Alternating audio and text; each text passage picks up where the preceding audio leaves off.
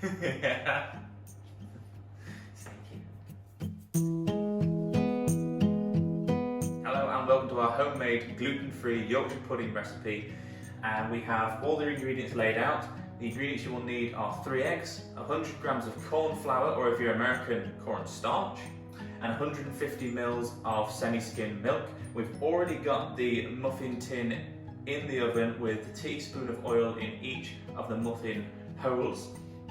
And so what we're going to do, we're going to put the corn flour in first, mix the eggs into the corn flour, and then slowly mix the milk into that mixture.